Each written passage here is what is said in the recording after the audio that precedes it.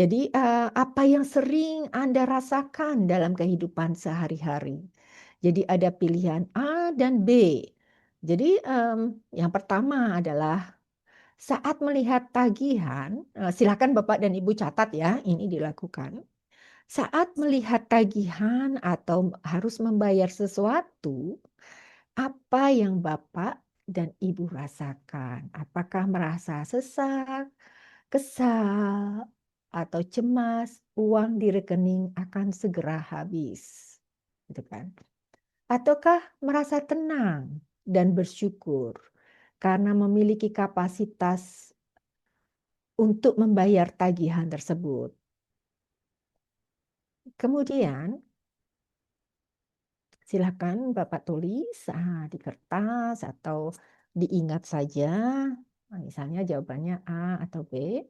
Kemudian yang kedua, saat orang lain di bidang Anda sukses, bisa teman, rekan sekerja, atau investor lain, apakah muncul rasa iri tersembunyi, membandingkan diri, atau merasa jatah sukses Anda berkurang?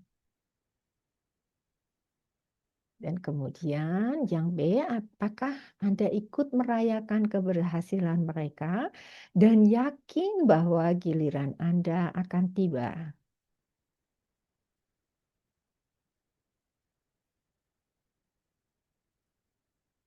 Kemudian yang tiga, hubungan Anda dengan pekerjaan atau bisnis sehari-hari. Apakah bekerja sangat keras karena dikejar ketakutan, tidak punya uang, jadi bekerja bangun pagi-pagi, kemudian terburu-buru gitu. Ataukah bekerja dengan fokus memberikan nilai terbaik dan solusi terbaik untuk orang lain. Jadi bekerja demi melayani. Kemudian yang keempat, silakan apakah A atau B?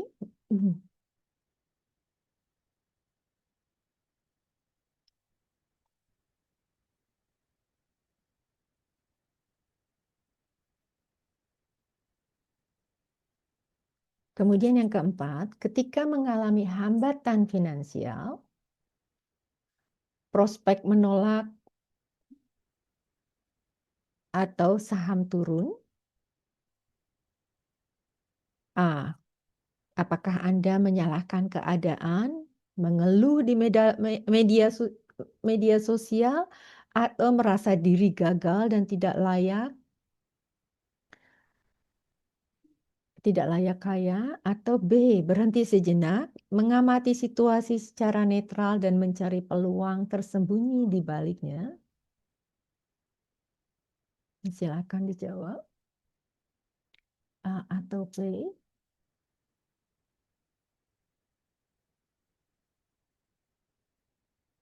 Kemudian yang kelima adalah pengelolaan keuangan Anda saat ini. A. Menyimpan uang dengan ketat karena takut miskin, atau justru belanja impulsif karena stres.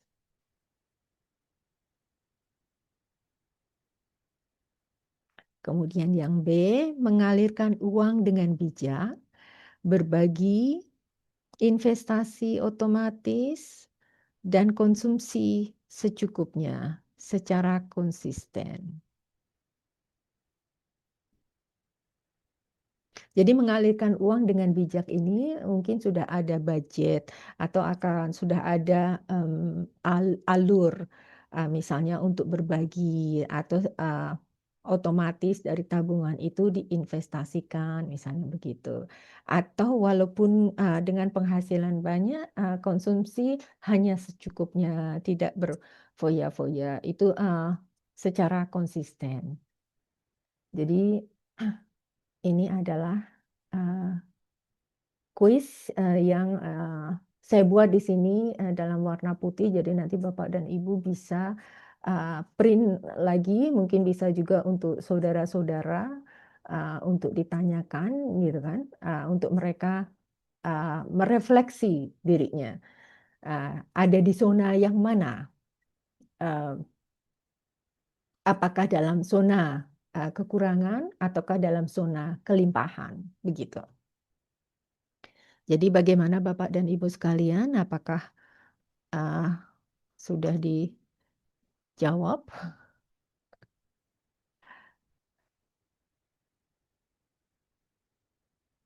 Baik, baik. Ini juga bisa dilakukan sendiri, gitu kan?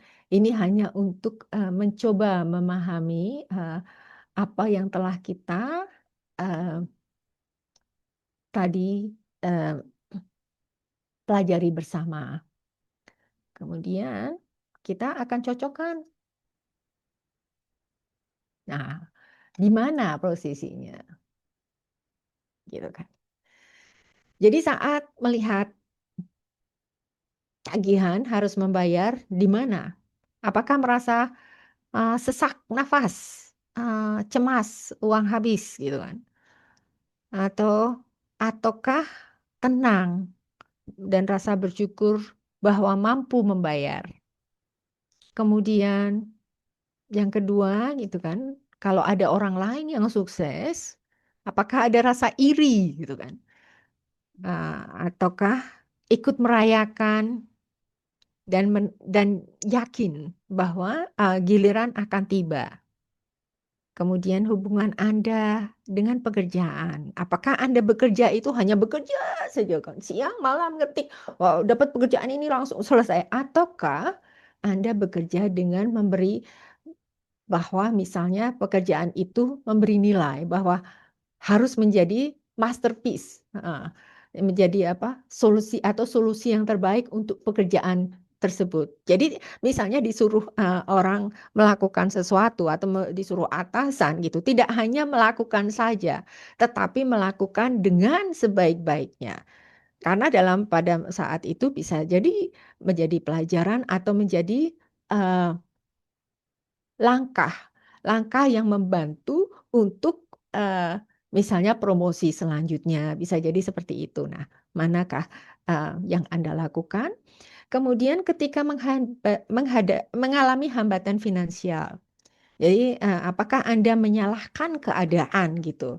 Ya aku mau gini, bagaimana lagi gitu kan? Atau merasa gagal gitu. Atau yang kedua adalah mengamati situasi dan mencari peluang yang mungkin masih tersembunyi gitu kan. Dan yang kelima tadi adalah pengelolaan keuangan saat ini. Jadi apakah Anda menyimpan ketat atau belanja impulsif? Jadi menyimpan ketat ini pelit banget gitu kan. Pengelolaan uang karena pelit banget. Ada orang membutuhkan, enggak deh, enggak, aku enggak gitu kan. Padahal energi uang itu kan mesti mengalir gitu kan. Jadi kalau misalnya tidak bisa mengalir, ya berarti stagnan itu tadi.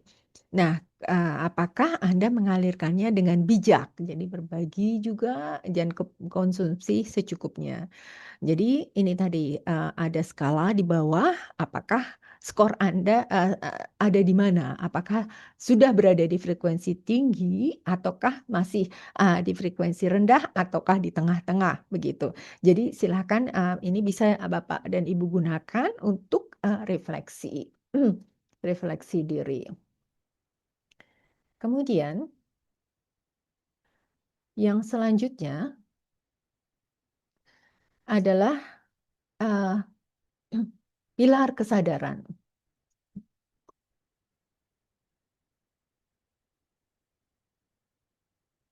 Pilar kesadaran. Banyak orang bertanya, apa bedanya mindset dengan kesadaran, gitu kan? Mindset adalah isi program atau softwarenya, sedangkan kesadaran adalah siapa user, pemakai yang mengamati program tersebut. Kebanyakan kegagalan finansial terjadi karena manusia hidup dalam mode autopilot gitu. Autopilot itu seperti segala sesuatunya berjalan secara otomatis. Jadi dengan mata tertutup, berjalan tanpa sadar, bereaksi secara insting, emosional terhadap trauma masa lalu atau ketakutan akan masa depan.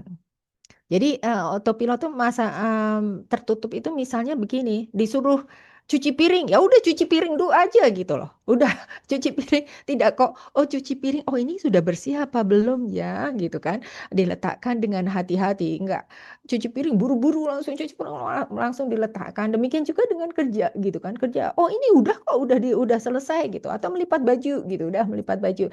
Atau misalnya disuruh meletakkan handuk, diletakkan begitu saja gitu. Padahal bisa dilihat diletakkan secara indah, secara lebih baik lagi gitu. Misalnya ini contoh-contoh yang uh, sehari-hari kita lakukan, atau misalnya disuruh bos untuk menata gelas itu, nata gelas di ini ya apa namanya, di di ruang meeting misalnya begitu. Dengan seseorang yang memiliki nilai lebih, menata gelas itu tidak hanya menata, dibuat indah yang indah di mata begitu. Itu tadi yang menambahkan nilai. Jadi bisa juga dengan kalau dengan autopilot itu, oh aku disuruh ini nata gelas, ya udah nata gelas aja, nggak tahu gelasnya seperti apa, pokoknya ada di meja meeting misalnya begitu. Nah, jadi kebanyakan kegagalan finansial terjadi karena ini tadi, autopilot ini tadi. Kesadaran finansial adalah kemampuan spiritual untuk menghadirkan tombol jeda di kepala Anda. Anda mampu mengamati emosi Anda sendiri secara objektif tanpa drama. Jadi kalau misalnya ada kejadian sesuatu gitu kan, bagaimana kita merespon, itu kita memiliki waktu 3 detik ya, kita untuk merespon kembali. Nah, respon kembali itu apakah respon atau reaksi gitu kan. Kalau reaksi itu ya berada di dalam autopilot itu tadi gitu kan. Misalnya ada orang tiba-tiba marah tanpa juntrung kepada kita gitu kan, tanpa sebab tiba-tiba marah kepada kita. Nah, kalau kita berpikir, oh, kalau kita secara reaksi kan kita langsung marah. Siapa lo? Berani aja lu marah sama gue gitu kan. Tetapi kalau kita merespon, kita jeda sebentar, sebentar 3 detik saja gitu kan. Oh, orang ini mungkin sedang mengalami hari yang kurang baik. Siapa tahu kan, mungkin keluarganya sakit, mungkin ada kecelakaan, atau mungkin ada sesuatu yang mengganjal di hatinya. Misalnya, uh, uang gajinya belum diterima, atau ada keterlambatan dari perusahaannya, kita tidak tahu, gitu kan. Nah, saat itu, jeda itu kita gunakan untuk berpikir bagaimana meresponnya, gitu kan.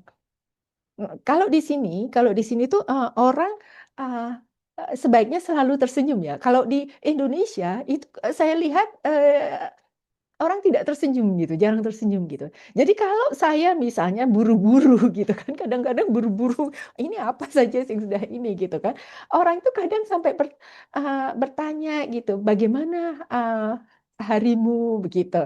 Jadi memang berbeda. Nah, seperti itu gitu loh. Jadi jangan sampai orang menanyakan bagaimana harimu kalau secara ucapan itu tidak apa-apa, tetapi karena kalau melihat wajah kita misalnya sedang suntuk, itu kan rasanya kita menyebarkan frekuensi yang kurang baik juga gitu loh. Jadi ini tadi kembali lagi kepada bagaimana kita merespon. Jadi bagaimana kita merespon, kita selalu usahakan untuk selalu kembali kepada zona hijau tadi gitu loh.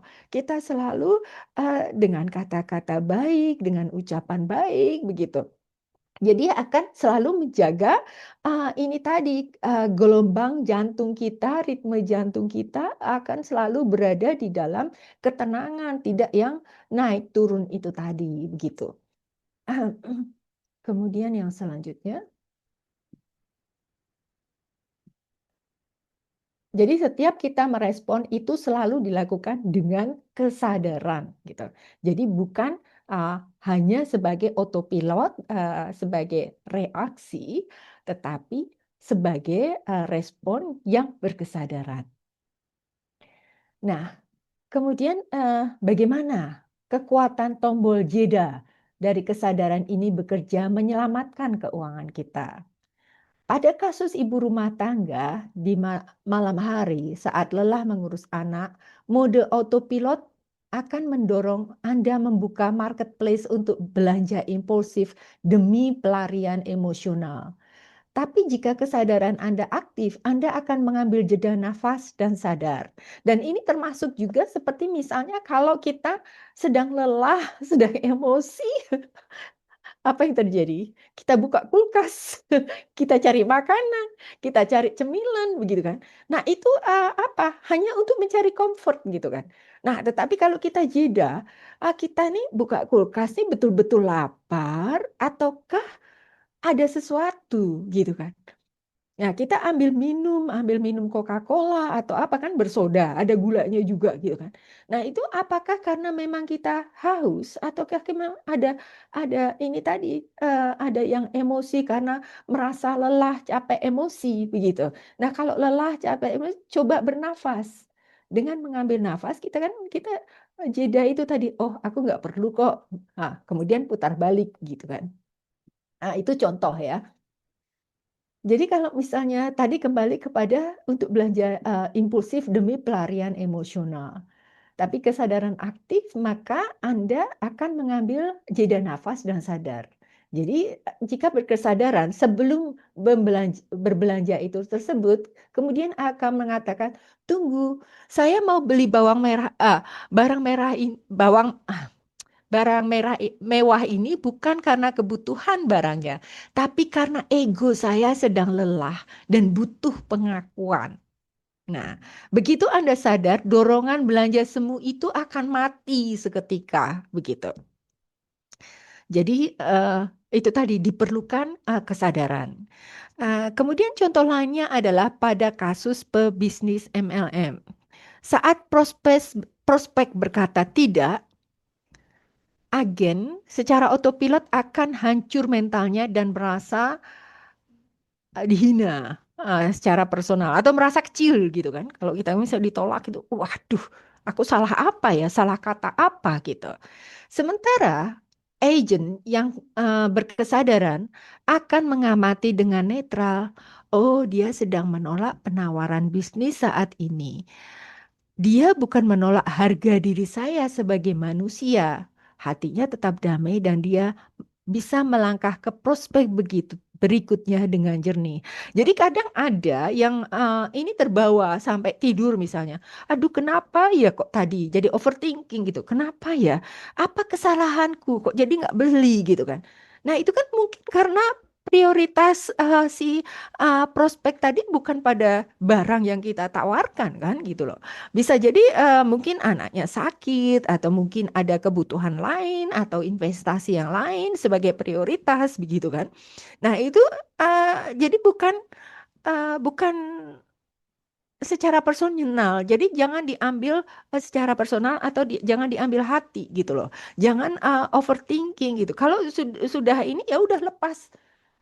Move on, langsung melangkah ke prospek selanjutnya. Atau kalau misalnya ini, oke Bu atau Bapak, mungkin minggu depan lagi saya coba kontak Bapak dan Ibu ya, gitu. Misalnya begitu ya. Tetapi jangan merasa sebagai ini tadi langsung jatuh, langsung lemes gitu kan. Ini sama juga kejadiannya seperti kalau misalnya ini kita bicara saham, tetapi dalam keseharian, misalnya ditolak pacar, ditolak untuk apa namanya untuk pergi date ya, makan malam misalnya begitu kan. Jangan jangan dibawa ke sampai harga diri gitu loh. Wah, ini dia ini ya apa merendahkan aku ya, kok aku ditolak ya? Bukan. Mungkin belum ada keselarasan atau mungkin belum ada waktu yang betul-betul sesuai dengan kesibukan yang diajak begitu. Jadi yang semuanya itu ini tadi kita berkesadaran, kita lihat dari yang kaca netral, jangan terlalu diambil secara reaksi ini tadi, autopilot ini tadi gitu kan. Nah, kemudian pada kasus investor saham, saat pasar saham mengalami crash atau penurunan tajam, investor autopilot akan ikut panik dan ikut jual rugi gitu kan. Melihat langsung harga pasar turun, wah jual jual jual jual gitu.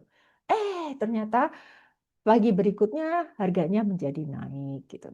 Nah, tapi jadi kalau misalnya berkesadaran gitu kan. itu tidak langsung menjual begitu melihat crash gitu, tapi melihat kemungkinan-kemungkinannya dulu gitu kan. Kemudian mungkin juga menghubungi para ini tadi, para expertnya atau juga menenangkan pikiran gitu loh. Jangan jadi emosi. Nah, karena emosi ini tadi yang biasanya akan menjadikan kita magnet untuk menarik kekurangan begitu. Jadi yang selanjutnya adalah eh, jadi tadi tiga pilar pertama adalah mindset, energi dan kesadaran adalah merupakan wilayah internal ya, gitu kan? Dunia yang tak terlihat di dalam batin Anda.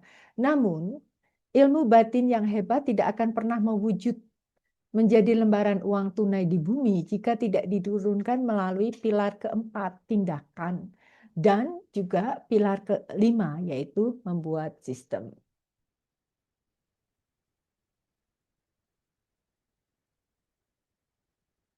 Tiga pilar pertama, tadi disebutkan, mindset, energi, dan kesadaran adalah wilayah internal ya. Jadi hanya ada dalam batin kita. Namun ilmu batin yang hebat tidak akan pernah mewujud menjadi lembaran uang tunai jika tidak diturunkan melalui pilar keempat, yaitu tindakan. Tindakan adalah jembatan alkimia yang mengubah potensi energi tidak terlihat menjadi materi padat kekayaan fisik. Melalui diagram ini, energi internal Anda diubah menjadi sesuatu yang barang fisik melalui ini tadi, melalui tindakan yang nyata. Tanpa tindakan, semua teori hanyalah halusinasi. Betul demikian, Bapak dan Ibu sekalian?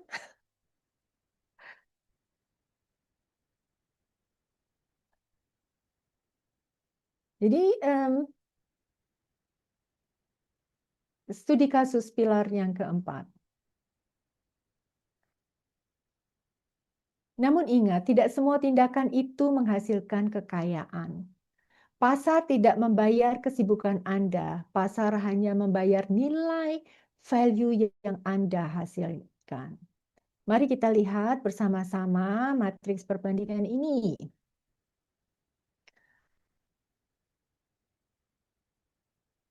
Kasus karyawan. Seseorang datang tepat waktu dan sibuk bekerja keras selama 10 tahun, tetapi dia terjebak di roda hamster karena hanya mengerjakan tugas yang tanpa pernah melakukan upgrade keahlian. Gajinya stagnan karena nilai ekonominya di mata perusahaan tidak berubah. Begitu. Jadi ini tadi, 10 tahun kerja keras, tidak melakukan upgrade, tidak melakukan apa-apa gitu kan. Nah ini dia tidak berkembang, tidak bertumbuh gitu. Jadi saat kita bekerja, kita juga bisa melakukan itu tadi yang saya sebutkan, misalnya disuruh menata meja gitu kan, menata meja untuk yang simpelnya gelas-gelas itu gitu kan. Nah, gelas-gelas itu dibuat indah gitu kan. Karena pada dasarnya itu kan kalau kita lihat secara besarnya, event organizer itu apa? Melihat semua piring-piring tertata rapi, gelas-gelas tertata rapi gitu kan. Jadi jangan diinikan oh misalnya pekerjaan dia hanya sebagai sekretaris gitu. Enggak gitu kan. Nah, sekretaris ini kan bisa berkembang menjadi event organizer, bisa menjadi office manager gitu kan kemudian. Nah, sama seperti ini tadi saya memulai pekerjaan pertama saya adalah di tour guide. Kemudian tiketing. Dari tiketing itu kan ada customer service, ada apa people skill ya, bagaimana berkomunikasi dengan orang. Nah, tour guide juga ada itu ya dengan orang. Jadi setelah beberapa lama di sana, saya di customer service di bank gitu. Karena berdasarkan apa? Berdasarkan pengalaman ini tadi, bagaimana cara mengucapkan selamat kepada orang, misalnya begitu. Nah, itu bisa kita lakukan sehari-hari dalam pekerjaan apapun. Jadi kalau misalnya ibu rumah tangga sedang memasak begitu kan. Sedang memasak itu tidak hanya kesibukan saja tanpa apa-apa, tetapi pada saat kita memasak, kita membuat makanan yang enak dan kita mungkin menghiasnya gitu kan dengan baik, bentuknya bagus. Nah, pada saat kita memerlukan apa namanya kesibukan lain atau pendapatan tambahan, kita bisa menjualnya gitu kan. Dalam keseharian kita sudah membuat nilai tambah diri kita sendiri gitu loh, membuat perkedel. Bagaimana caranya membuat perkedel yang luar biasa misalnya, yang rasanya enak sekali begitu. Nah, seperti juga seorang karyawan gitu kan, misalnya karyawan admin gitu kan. Ini pekerjaan admin aja. Buat surat itu sebaik-baiknya gitu kan. Sebaik-baiknya yang seorang itu akan bahagia menerima surat itu gitu loh. Walaupun surat itu sebetulnya hanya surat biasa gitu kan. Enggak, tapi surat itu tidak berbunyi seperti seorang tentara menulis surat begitu. Tapi surat itu berisi indah gitu. Tetapi tentu saja tergantung dengan sektornya. Tetapi bahasa yang halus dan bahasa yang direct itu kan berbeda. Nah, itu akan meningkatkan ini tadi memberikan nilai ekonomi kepada diri kita. Termasuk juga bagaimana cara kita berbicara dengan orang lain. Cara berbicara sekarang mulai sekarang perhatikan gitu loh. Jangan menonton drama Korea saja gitu kan. Kita perhatikan juga misalnya kita perhatikan bagaimana mengembangkan diri, bagaimana cara duduk yang baik, yang sehat ya. Jadi kalau cara duduk kita, misalnya kita bermain handphone, oke kita scrolling handphone terus-menerus, tetapi apakah sikap duduk kita itu sehat? Karena itu kan merupakan investasi di masa depan. Kemudian kita ternyata ada bungkuk, ada kelainan mata, misalnya begitu. Itu kan kesalahan kita duduk karena terlalu sering scrolling atau tangan kita jadi kram gitu kan. Jadi bagaimana posisi yang baik untuk misalnya duduk untuk bekerja atau bekerja di laptop begitu. Nah, itu setiap langkah kita berkesadaran. Pada saat berkesadaran itu kesibukan sehari-hari saya itu tidak hanya kesibukan seperti ini tadi, hamstring ini tadi, tetapi kesibukan yang yang memiliki nilai tambah begitu. Itu contohnya. Dan kemudian untuk kasus pengusaha, pemilik usaha pertama sangat sibuk. Dia melakukan semuanya sendiri dari menyapu, membungkus paket hingga pembukuan menjadi karyawan di toko sendiri. Pemilik kedua fokus mengamati kebutuhan pelanggan, membangun sistem pemasaran digital dan membuat produk inovatif baru. Jam kerja mereka sama, tapi nilai ekonomi yang dihasilkan pemilik kedua jauh lebih masif. Jadi bila memang mampu untuk menggaji karyawan, begitu kan, selain nilai tabungan semesta bertambah karena berbagi dengan orang lain, ke waktu dan tenaga Bapak dan Ibu sekalian bisa lebih difokuskan kepada bagaimana mengembangkan usaha tersebut gitu. Jadi tidak sibuk membersihkan itu tadi, membersihkan toko, membuka dan menutup toko misalnya bila sudah berkemampuan begitu. Jadi lebih baik untuk bagaimana mengembangkan toko tersebut. Itu untuk contoh pengusaha. Sementara untuk kasus konsultan, contohnya seorang konsultan memiliki ilmu luar biasa, tapi terus menunda aksi demi menunggu website sempurna, logo sempurna, dan sertifikat tambahan. 5 tahun berlalu, dia tetap nol klien. Ilmu tanpa eksekusi nyata di pasar nilainya adalah nol. Jadi kalau misalnya ada seseorang yang berbakat, atau mungkin kita sendiri misalnya ingin melakukan sesuatu gitu, wah waktunya belum sempurna, wah website aku belum sempurna nih gitu kan, atau mau memulai berjualan, wah belum tepat nih momennya nih gitu kan, rasanya masih masih kurang, masih mencari market pasar gitu kan. Nah itu uh, sebaiknya memang dilihat betul-betul apakah ini perlu begitu loh. Maksudnya survei pasar ini gitu kan. Kalau kita sudah melakukan selama 3 bulan misalnya gitu kan, apakah masih perlu menunggu lagi gitu? Ataukah kita akan uh, kemudian memulai mengambil langkah pertama walaupun tidak atau belum sempurna begitu. Nah itu. Jadi kalau kita misalnya belum sempurna pun tidak apa-apa. Misalnya mulai berjualan, wah aku tunggu sampai sempurna dulu. Oke, sempurna. Sudah sempurna, wah ini masih masih kurang begini gitu. Bagaimana kalau dicoba dulu kan? Siapa tahu yang kurang sempurna ini ternyata lebih disukai pasar begitu kan.